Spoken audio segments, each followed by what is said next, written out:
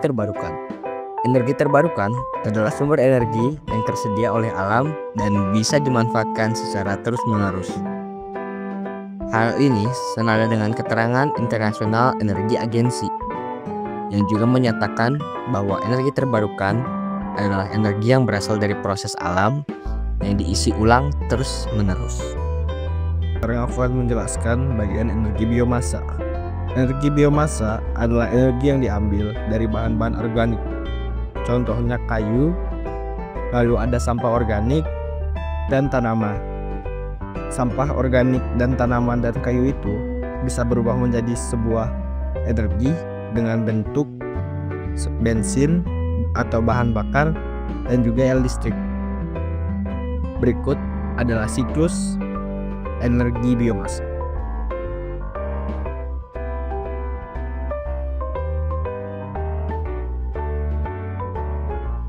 Energi biomasa punya kelemahannya. Contoh-contoh kelemahannya ada tidak seefektif fosil, lalu juga sulit untuk sepenuhnya bersih, dan juga mereka membutuhkan lahan yang cukup luas agar bisa mendapatkan energi yang cukup. Mereka juga bisa menyebabkan deforestasi. Energi surya adalah energi yang berasal dari radiasi cahaya matahari. Energi ini dapat dimanfaatkan untuk berbagai keperluan. Pembangkit listrik tenaga surya atau PLTS, pemanasan air, penerangan. Energi surya memiliki beberapa kelebihan seperti energi terbarukan, tidak akan habis, ramah lingkungan, dan biaya operasional. Namun, energi surya juga memiliki beberapa kelemahan seperti intensitas cahaya matahari yang tidak stabil, daya instalasi yang relatif mahal, dan memerlukan lahan yang luas untuk instalasi. Dalam beberapa tahun terakhir, teknologi energi surya telah berkembang pesat sehingga biaya instalasi menjadi lebih terjangkau dan efisiensi perubahan energi surya menjadi listrik pun meningkat. Nah, sekarang kita akan ke energi bayu nih. Energi angin atau bayu merupakan alternatif energi yang terbarukan, melimpah ruah, tersebar luas, dan bersih. Energi bayu disebut juga sebagai energi angin yang sumber ketersediaannya sangatlah besar. Selanjutnya, kelebihan dari energi bayu atau energi angin. Yang pertama, tenaga angin tidak menghasilkan emisi sehingga lebih ramah lingkungan. Yang kedua, sumber energi angin termasuk sumber energi terbarukan yang tidak akan habis. Dan yang ketiga, tidak membutuhkan banyak ruang dibandingkan jenis pembangkit listrik lainnya. Nah, selanjutnya, kekurangan energi bayu atau energi angin adalah menimbulkan suara bising dari turbin pada kincir angin sehingga cukup mengganggu masyarakat sekitar. Dengan begitu, pembangkit listrik ini tidak cocok berada di dekat pemukiman penduduk karena bisa saja mengganggu aktivitas atau kegiatan sehari-hari. Nah, untuk contoh soalnya, terdapat sebuah mobil yang memiliki massa 500 kg sedang bergerak dengan kecepatan 25 meter per second. Berapa energi kinetik yang dimiliki mobil melaju tersebut? Nah, sebelumnya kita harus tahu dulu nih, EK itu energi kinetik, M itu adalah massa benda, dan V adalah kecepatan benda. Nah, kita langsung ke penjelasan soalnya nih. Jadi kita tulis dulu rumusnya. EK sama dengan 1/2 dikali M dikali V kuadrat. EK sama dengan 1/2, kita harus tahu dulu nih, M itu 500 kg. Kita tulis di massa 500 dikali kecepatannya 25 meter per second kuadrat. EK sama dengan 1/2 dikali 500 dikali 625.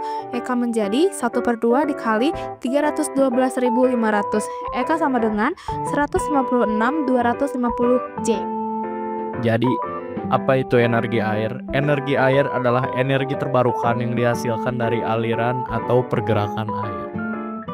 Nah, selanjutnya ada contoh-contoh penggunaan energi air dalam kehidupan sehari-hari. Contoh penggunaan energi air yang pertama yaitu pembangkit listrik tenaga air atau PLTA yang menggunakan aliran air untuk menggerakkan turbin dan menghasilkan listrik. Contohnya adalah PLTA di Indonesia. Nah, yang kedua ada kincir air untuk irigasi yang digunakan dalam pertanian untuk membantu mengalirkan air ke lahan-lahan pertanian. Nah, kelebihan energi air itu sendiri yang pertama yaitu ramah lingkungan. Ramah lingkungan karena tidak menghasilkan polusi udara dari kendaraan ataupun gas rumah kaca seperti bahan bakar fosil. Keunggulan energi air yang kedua yaitu mendukung irigasi dan penyediaan air bersih, karena bendungan yang digunakan untuk PLTA juga dapat dimanfaatkan untuk keperluan pertanian dan penyediaan air bersih untuk minum.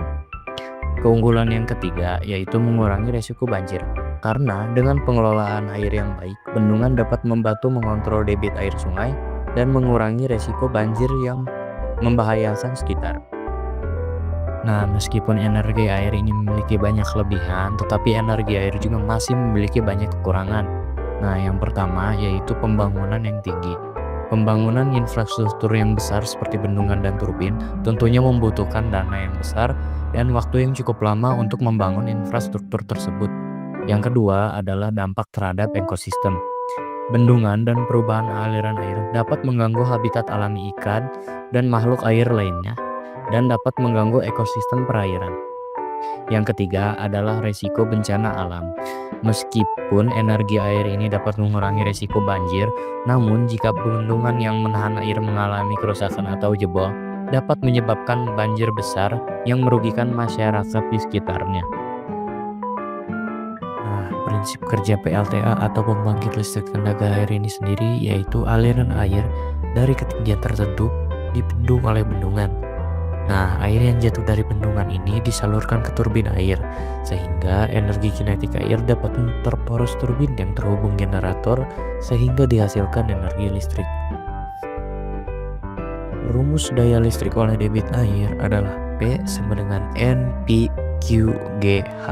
dengan P sama dengan daya listrik oleh debit air, I sama dengan massa jenis air, G sebagai percepatan gravitasi, dan H sebagai ketinggian, N sebagai efisiensi sistem turbin generator, dan Q sebagai debit. Salah satu contoh soalnya adalah diketahui ketinggian 15 meter dengan debit 40 per second. Sistem turbin generator sekitar 70% atau 0,70, dan G sama dengan 9,8. Maka daya listrik yang dikeluarkan generator adalah P sama dengan NPQGH sama dengan 0,70 dikali 1000 kg dikali 40 kali 10 pangkat P3 dikali 9,8 dikali 15. Maka daya listriknya didapat P sama dengan 4,1 kW. Maka dapat disimpulkan bahwa daya air yang tersedia untuk membangkitkan listrik pada suatu PLTA memerlukan persyaratan laju alir volume atau debit air yang besar dan juga ketinggian air yang cukup. Energi panas bumi, energi yang berasal dari panas alami yang terperangkap di dalam bumi. Energi ini dihasilkan dari pemanasan batuan dan air di dalam kerak bumi. Energi panas bumi juga disebut sebagai energi geotermal.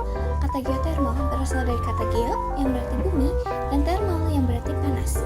Energi panas bumi dapat dimanfaatkan untuk berbagai keperluan seperti pembangkit listrik, pemanasan kolam renang, pengeringan hasil pertanian, pembuatan gula aren, dan budidaya jamur. Panas suhu inti bumi yang mencapai lebih dari 5000 Celcius. Berikut kelebihan energi panas bumi.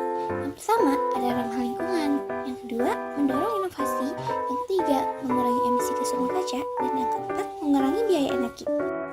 Setelah membahas kelebihannya, energi panas bumi juga mempunyai kekurangan loh.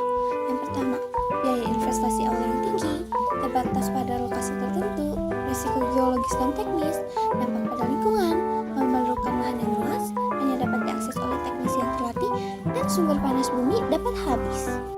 Energi laut adalah sumber energi terbarukan yang berasal dari pergerakan dan proses alami di laut. Ada beberapa jenis energi laut. Yang pertama, ada energi gelombang. Energi ini dihasilkan dari pergerakan gelombang laut yang dapat diubah menjadi energi listrik melalui teknologi pengubahan energi gelombang. Yang kedua, ada energi pasang surut. Energi ini memanfaatkan perbedaan tinggi rendahnya air laut akibat gaya tarik bulan dan matahari. Pembangkit listrik tenaga pasang surut atau PLTPS dapat menghasilkan listrik dari energi ini. Berikut kelebihan energi laut. Yang pertama, energi terbarukan. Energi laut tidak akan habis dan dapat diperbarui secara alami. Yang kedua, ramah lingkungan. Energi laut tidak menghasilkan polusi udara atau limbah berbahaya. Yang ketiga, potensi besar. Laut menutupi sekitar 71% permukaan bumi, sehingga potensi energi laut sangat besar. Setelah kelebihannya, ada juga loh kekurangan energi laut. Yang pertama, ada biaya instalasi. Biaya instalasi teknologi energi laut masih relatif mahal. Yang kedua, ada ketergantungan pada kondisi laut. Energi laut bergantung pada kondisi laut seperti gelombang, pasang surut, dan arus laut. Yang ketiga, ada dampak lingkungan. Pengembangan energi laut harus mempertimbangkan dampak lingkungan seperti pengaruh pada ekosistem laut dan migrasi ikan.